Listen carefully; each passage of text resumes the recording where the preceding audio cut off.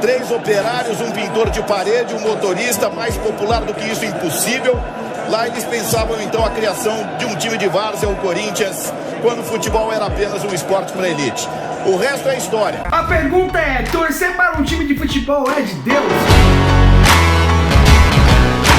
Bora, Carlos, tranquilo, que Deus edifique cada um de vocês. Aqui nos Falete Soares, eu venho trazer mais um Eu Vejo Deus em Tudo. Hoje eu vou trazer a história pra vocês do Esporte Clube Corinthians Paulista. Em 1910, ali ó, na esquina de algumas ruas, às 8h30 da noite, operários resolvem montar um clube de futebol, certo? No bairro de Bom Retiro. Mas eles não sabiam nem a dimensão que isso tornaria e o que isso se transformaria. O seu primeiro presidente do clube já dizia: o Corinthians é o time do povo e o povo é que vai fazer esse time. Porém, vou pular etapas e vou para pontos principais nas quais marcaram a história desse time. Em 1969, após estar 15 anos de fila sem ganhar nenhum campeonato, ele liderava o Campeonato Paulista. Porém, um trágico acidente aconteceu. 2 jogadores do Corinthians e principais titulares, as pessoas morreram num trágico acidente. E aí, de primeiro colocado, ele caiu para último, porque aquele trágico acidente foi a mais, e aí acabou que destruturou todo o time. Aqui já entrou uma grande polêmica, pois nesse ano era necessário que os clubes nas quais participavam do Campeonato Paulista assinassem um termo para que o Corinthians pudesse colocar 2 jogadores no lugar desses 2 que veio a falecer. Porém, adivinha, o único que não assinou esse contrato. E aí o que aconteceu? O Corinthians teve que jogar com aqueles jogadores que já estavam cadastrados naquele campeonato. Então, ou seja, a rivalidade não se faz apenas dentro do campo. E assim, passando um pouquinho de tempo ali, já ainda na fila, gente, ainda na fila em 1976, toda a torcida do Corinthians se manifestaram a, invadir o Rio de Janeiro para uma semifinal do Campeonato Brasileiro contra o Fluminense. Gente, é absurdo, foi mais ou menos aí 70 mil pessoas invadindo o Maracanã para aquela semifinal para impulsionar. Aquele ano 76 já tinha 22 anos de fila sem ganhar nenhum título. E o mais impressionante, o que mais assusta nessa história é que nesse 22 anos de fila foi o momento onde a torcida do Corinthians mais cresceu. Então se você escutar um corintiano falando, nós não vivemos de títulos, cara, nada como uma história para comprovar todo esse feito. Obviamente, comemorar título é maravilhoso, mas só que de fato as histórias de grandes times não se revelam apenas de títulos, e sim de todo um contexto. Infelizmente, em 1976 eles não foram capazes de ser campeões pelo Campeonato Brasileiro, porém ia terminar no ano seguinte, 1977, quando o Basílio faz o gol da vitória no Campeonato Paulista, e é uma comoção, pois aqueles anos de fila se deu por vencido, acabou-se todo o drama e sofrimento. Mas vamos pular para 2007, onde aconteceu algo trágico na história do clube. O primeiro rebaixamento, irmão. Aí que tá, você tá falando de milhares ali torcendo para um clube que de fato despencou para a segunda divisão do Campeonato Brasileiro.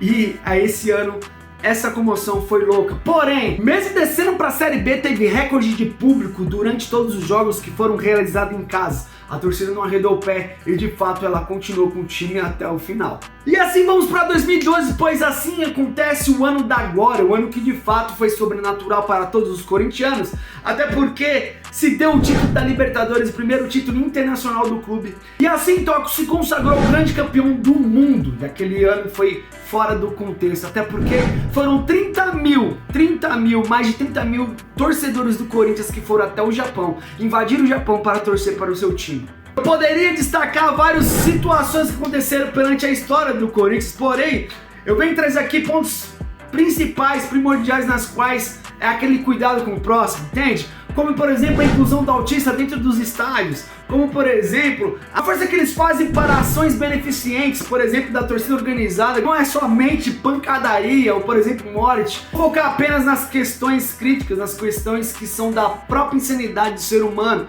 Mas eu tô falando de um clube que luta por várias causas diferentes, e de fato ele está ali ajudando, ele está aí querendo manter o próximo bem acolhido. E de fato isso não for algo acolhedor, algo que de fato transborda o coração, que aquece o coração, irmãos, eu acho que tá na hora de a gente se transformar em robô. Então eu deixo bem claro nesse vídeo por que eu resolvi torcer pra esse time. Porque, na verdade, pra nós corintianos é aquela questão de... é a vitória daqueles que raramente conseguem vencer. É aquela ação em movimento onde o rico se junta com o pobre. Aquela ação onde que o faxineiro abraça o executivo no movimento pra lá e pra cá. Pois não se trata de desigualdade, se trata de igualdade, sem se fazer acepção de ninguém. E assim, meus amigos, eu deixo bem claro, se de fato torcer pra um time é de Deus, irmãos, cara... é aquele tipo de pergunta que não tem nem que passar pela tua cabeça, porque é você saber separar as coisas como tem que ser, irmãos. O que pesa não é você torcer para um clube de futebol, o que pesa é a sua idolatria pesada, deixando Deus em escanteio, deixando Deus para ser o terceiro, quarto, quinto, sexto plano da tua vida. Dê prioridades, coloca Deus na sua vida em primeiro plano. Tu vai conseguir assimilar muito bem as situações, do que você pode e não pode fazer. Não vai ser o fato de você torcer por um time que vai fazer você pro inferno. Irmãos, estamos caminhando, estamos indo. Jesus não fez acepção de pessoas. Quem é você para fazer acepção de pessoas? É um vídeo assim que é meio que polêmico, porque faz tempo que eu quero fazer esse vídeo para mostrar para vocês que o importante disso tudo é você compreender que quem vai fazer a diferença, quem convence é Deus. Então, o que tem a ver uma coisa com a outra? Se o seu movimento, se os seus olhos estiverem em Deus, o que impede de você levar o seu filho para um estádio de futebol? O que impede de você assumir o time que você torce? Irmãos, vamos abrir a cabeça. O que não pode constar idolatria é tudo aquilo que você coloca acima de Deus. Eu já vou lançar o porquê que eu vejo Deus em tudo, e eu quero que vocês compreendam, porque vai ser uma reflexão referente a todos esses atos principais nas quais eu apontei diante desse vídeo. Irmão, você já pensou se 8 cristãos de verdade, ao montar a sua igreja, pegasse e falasse da seguinte forma: essa igreja é de Jesus e Jesus que vai reger essa igreja? Será se de fato não teria muito mais igrejas transparentes, confiáveis para que muitos pudessem adentrar? Se nós cristãos pudéssemos fazer diversas invasões referente a diversos estados, levando o evangelho para tudo quanto é lugar, sem ao menos saber se nós vamos conseguir a vitória no final, pois é Deus que decide isso. Mesmo não conseguindo a vitória naquela determinada situação, após de um ano você se deparar com a vitória na qual Deus derramou sobre a sua vida. E os diversos anos que tu passou em escassez, só de fato com as vacas magras, dentro de uma tempestade de diversas aflições, chegasse o fim, porque aquele te garantiu vida eterna, e a partir de então tu não precisa mais de nada. Nós cristãos ter a humildade de compreender que nós somos falhos, que vai existir momento que vamos cair, que vamos desabar, mas aí onde vai estar o nosso amor? E poder se dedicar ao fato de invadir outros continentes, outros países. Eu não estou falando para que você desista de todas essas coisas, mas quando Deus te mostrar e Deus te provar que esse é o caminho, nada que Deus autorizar vai fazer com que você perca, pelo contrário. Não é loucura, é obediência. E que nós cristãos possamos ser libertados de todo o mal, de todos os vícios, de todas as coisas ruins,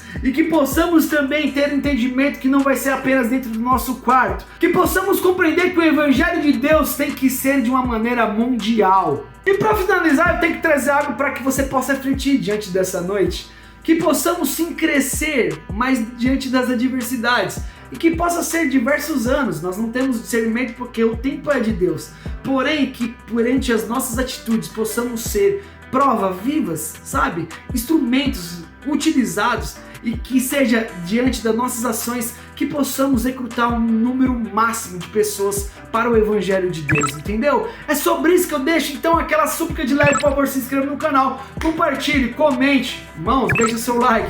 É necessário também que você ative o sininho das notificações, até porque precisamos muito ultrapassar todas as barreiras blindadas possíveis. Tamo junto, fique com Deus, fui!